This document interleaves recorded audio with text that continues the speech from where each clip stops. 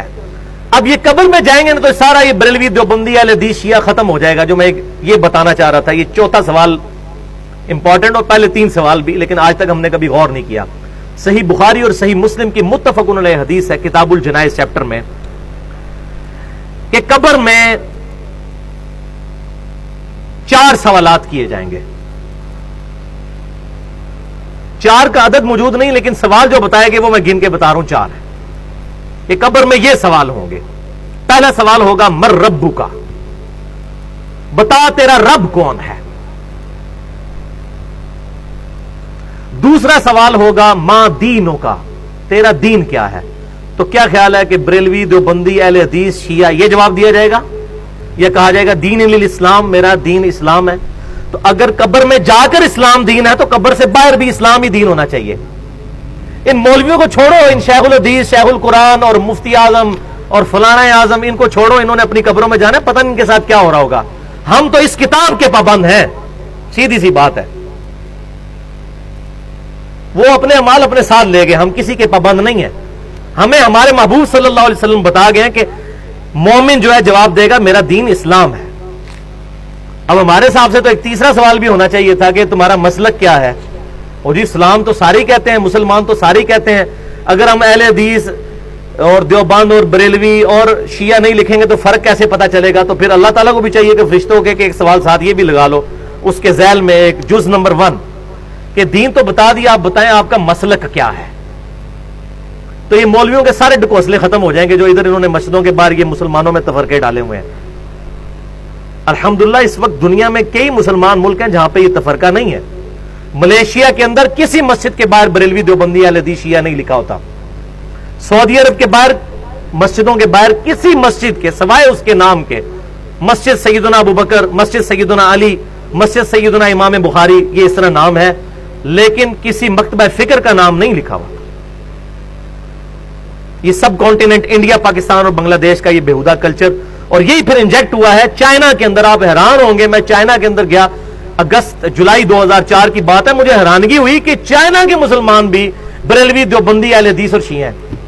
حالانکہ ان بیچاروں کو پتہ ہی نہیں کہ بریلوی کیا چیز ہے, دیوبند کیا چیز ہے, اہل حدیث کیا چیز ہے, شیعہ کس چیز کا نام ہے. انڈیا کے شہر ہیں بریلی اور دیوبند. تو اس سے مجھے اندازہ ہوا کہ جتنی بیماری انڈیا پاکستان کے اندر ہے یہ پھر ایکسپورٹ ہو جاتی ہے دنیا کے باقی مسلمان ملکوں کے اندر. اس اعتبار سے یہ واقعی گمراہی کا قلعہ ہے ہمارا ملک بنا ہوا اس وقت, کہ جتنی گمراہی ہیں یہی باہر جاتی ہیں, ایکسپورٹ ہوتی ہیں.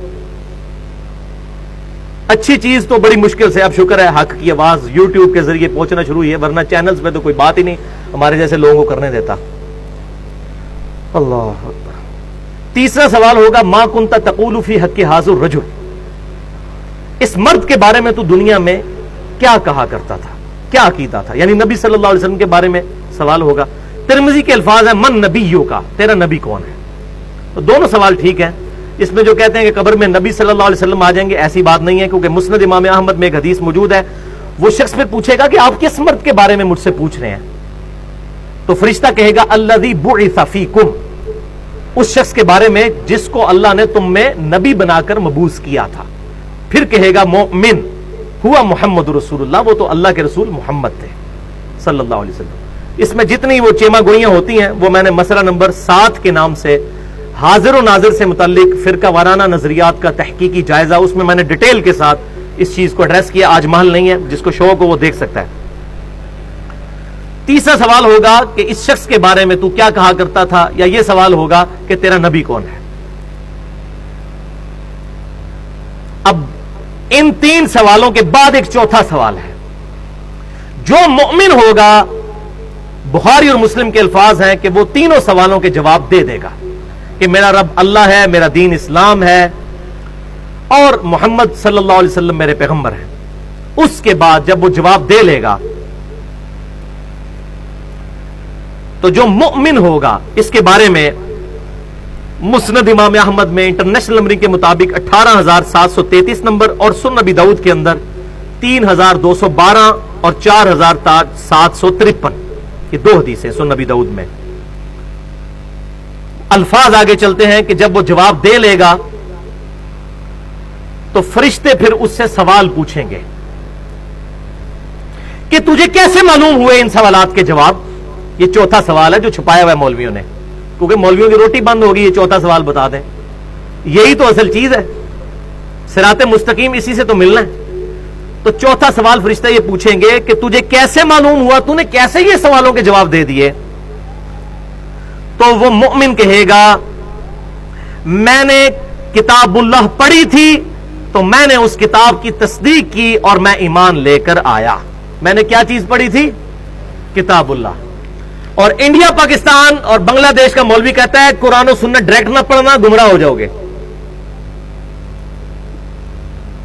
تو ان کی پبلک پھر کیا قبر میں جا کے جواب دے گی؟ قرآن جس نے پڑھا ہوگا نا، اب پتہ چل گیا کہ کس مومن نے، کون مومن ہے جس نے قبر کے اندر جا کے سوالوں کے جواب دینے ہیں، جس نے پوری زندگی قرآن پاک کو سوائے سورہ یاسین اور سورہ ملک کے، وہ بھی بغیر ترجمے کے پڑھنے کے علاوہ اس کی کوئی اہمیت نہیں سمجھی۔ اس نے خواہ کہنا ہے کہ میں نے کتاب اللہ پڑھی تھی تو تصدیق کی، خواہ تصدیق کی، اس کو تو پتہ ہی نہیں کتاب اللہ کے اندر کیا لکھا ہوا ہے۔ اتنے جھوٹ چل جان گے، کب فرشتہ نے تو نہیں جھوٹ بولیا جا سکتا، فرشتہ نے بولو گے اللہ انہوں دس دے گا، اللہ تعالیٰ بتا دے گا، فرشتوں کے ساتھ تو کوئی غلط بیانی نہیں کر سکتا۔ اور بخاری اور مسلم کے الفاظ اسی حدیث میں ہے کہ آپ صلی اللہ علیہ وسلم نے اس کے بعد سورہ ابراہیم جو سورت نمبر ہے 14، اس کی آپ صلی اللہ علیہ وسلم نے آیت نمبر 27 جو ہے وہ تلاوت فرمائی۔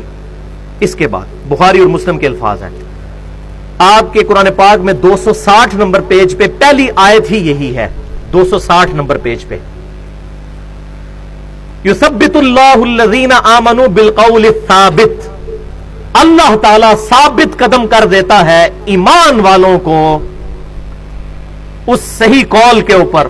صحیح قول کون سا؟ کہ میرا رب اللہ ہے، میرا دین اسلام ہے، اور میرے پروفٹ آپ صلی اللہ علیہ وسلم ہے، فی الحیات دنیا، اس دنیا کی زندگی میں بھی، وفی الآخرہ، اور آخرت کی زندگی میں بھی، اور آخرت کی پہلی منزل قبر ہے، صحیح مسلم کی حدیث ہے، جو مر گیا اس کی آخرت شروع ہوگی۔ وَيُضِلُّ اللَّهُ الظَّالِمِينَ، اور اللہ تعالیٰ ظالموں کو گمراہ کر دیتا ہے۔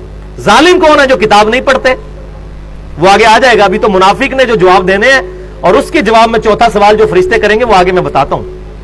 تو گمراہ کر دیتا ہے اللہ تعالیٰ ان ظالموں کو، خود نہیں گمراہ کرتا، انہوں نے گمراہی خریدی ہے۔ وَيَفْعَلُ اللَّهُ مَا يَشَاءُ، اور اللہ تعالیٰ جو چاہتا ہے کرتا ہے۔ اللہ تعالیٰ کو کوئی روک نہیں سکتا، زبردستی تو اس نے ہدایت نہیں دینی ہے، ہاں جو چاہتا ہے گمراہی اس کو دے گا، اور جو ہدایت چاہے گا وَالَّذِينَ جَاهَدُوا فِينَا لَنَهْدِيَنَّهُمْ سُبُلَنَا، سورہ العنکبوت کی آخری آیت ہے، جو لوگ ہماری راہ میں کوشش کریں گے ہم ان کے لیے اپنی راہیں کھول دیں گے۔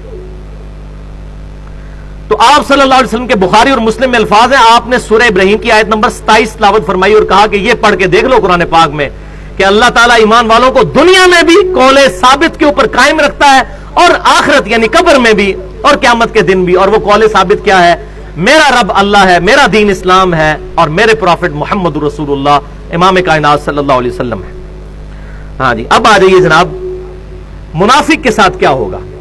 پہلا سوال پوچھا جائے گا مر ربو کا، تیرا رب کون؟ وہ کہے گا ہائی ہاتا لا ادری لا ادری، ہائے افسوس مجھے کچھ پتا نہیں، مجھے کچھ پتا نہیں۔ وَلِعَوْذُ بِاللَّهِ تعالی۔ آپ ذرا حسرت کا اندازہ لگائیں اس وقت جب انسان پر ہوگی۔ یہ نہ سمجھیے گا کہ یہ جو دنیا میں کلمے پڑھتے رہتے ہیں تو آخرت میں بھی کلمہ پڑھ لیں گے، اس طرح نہیں۔